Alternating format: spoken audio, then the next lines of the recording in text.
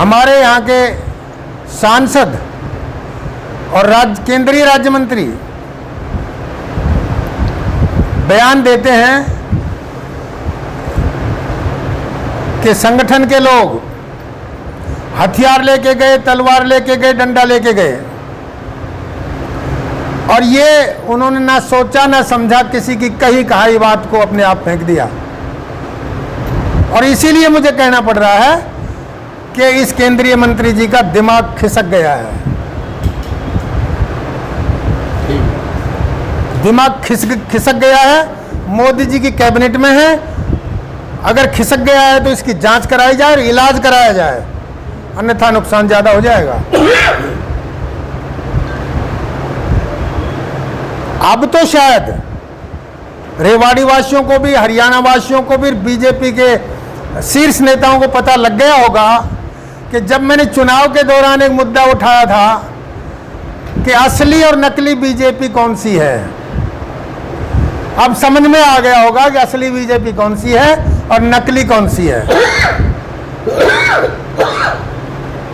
एक समुदाय के लोग यात्रा पे जा रहे हैं, धार्मिक यात्रा पे, और उनके पास अगर वो तलवार है कौन सी जो पूजा में काम आती है, उसके धार नहीं होती, बोटी होती है, और एक आध हथियार हो और वो लाइसेंस वाला हो, कोई भी साथ लेके चलता है। डंडा कोई घर से लेके नहीं जाता, ऐसी परिस्थिति आने पर कहीं से उठा भी सकता है।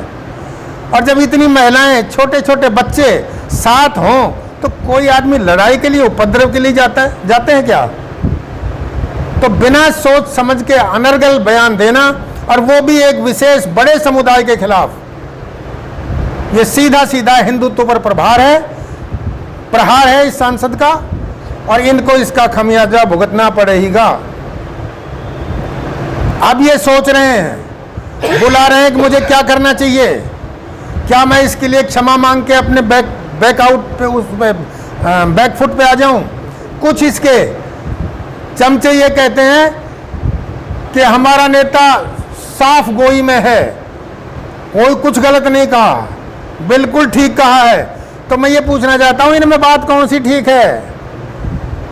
ये उस दिन की बात कर रहे हैं, अरे इन्होंने तो एक चिड़िया के बच्चे को भी नहीं मारा। आज बताए वो केंद्रीय मंत्री, उन हथियारों से जिनका नाम ले रहे थे, किसको नुकसान पहुंचा है? और जांच में ये क्लियर हो गया है कि 10 दिन पहले इसकी भूमिका बन चुकी थी, लोगों को ड्यूटी असाइन कर दी गई थी, कौन पेट्रोल लाएगा, कौन पेट्रोल बम बना के फेंकेगा, कौन आग लगाएगा, कितने हथियार आएंगे, अम्युनिशन कौन सप्लाई करेगा, किस किस जगह आप लोगों को मोर्चा लेना है। और उन्हीं का एक विदेशी कह रहा है, आपने सुना होगा क्योंकि ये व्हाट्सएप वगैरह तो सारी आ जाती हैं, कि यार इतने बहादुर हो के मेवात के मुसलमान, अगर तुम में दम है, थोड़ा बहुत भी जान और आत्मा है, तो 100-200 को तो टपका दो। तो इस तरह की तैयारियां वहां से हैं, उनका कोई दोष नहीं। बराबर में दोषी खड़ा कर दिया है हिंदू समाज को, बजरंग दल को, संगठनों को, उनके बराबर में अपराधी इन्होंने जो घोषित किया है, ये बहुत दुखदाई है।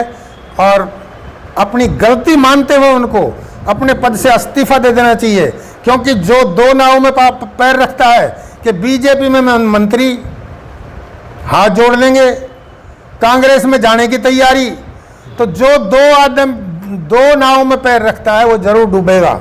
अब वो थर्मामीटर लगा के देख रहा है कि बीजेपी में रहा जाए या कांग्रेस में जाया जाए।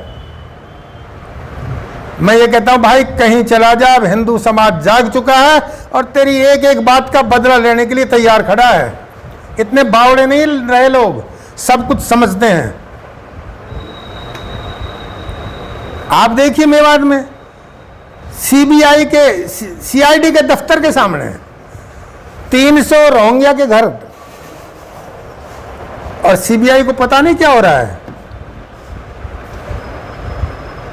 केंद्रीय मंत्री को नहीं पता क्या हो रहा है, और कहते हैं सरकार की ढील रही। इस बेचारे को यह नहीं पता सरकार कौन है। लगातार कांग्रेस की सरकार में मंत्री रहा, अब बीजेपी सरकार में मंत्री है, दोस्त सरकार का है, तो वो सरकार कौन है? अगर ये सरकार नहीं है तो इस्तीफा दे दे। और बहुत राज कर लिया, ये घरानों की राजनीति खत्म होनी चाहिए। कप्तान अजय सिंह ये भी अपने वोटों के लिए दूसरे समुदाय का पक्ष ले रहा है, उनको निर्दोष बता रहा है, उन पे अत्याचार बता रहा है, सरकार की फेलियर बता रहा है, सरकार की वजह से उन लोगों ने ऐसा सब कुछ कर दिया। ये बयान जनता समझती है। तो अब कप्तान अजय सिंह को और इंद्रजीत सिंह को दोनों को इसका मजा मिल जाएगा। और घरानों की राजनीति निश्चित तौर पे समय आ गया, अब खत्म होने वाली है। आम परिवार का कोई भी आदमी आए, साधारण आदमी कोई भी आए, जिसमें देश सेवा समाज सेवा करने की इच्छा है, वो कहीं भी आए, कोई भी आए, कोई जीते कोई हारे, देशभक्ति के साथ अच्छे काम करने की जिसकी नीयत हो वो आना ही चाहिए। हम स्वागत करेंगे।